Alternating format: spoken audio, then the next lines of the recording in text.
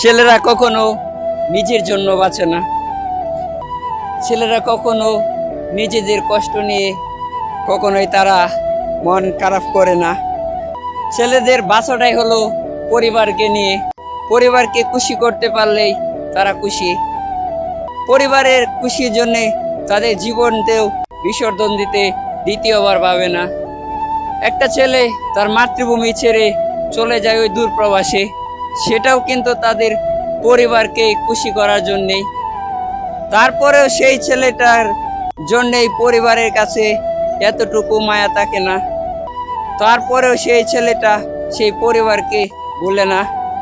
সেই পরিবারকে আগলে রাখার জন্য সে মাসের পর মাস সেই কষ্টের টাকা পাঠাচ্ছে। আর পরিবার সেই টাকা বিদেশি টাকা বলে মার্কেট করে উড়াচ্ছে। মাথার ঘাম পায়ে পেলে কিন্তু সে কষ্ট করে টাকাগুলো দিচ্ছে।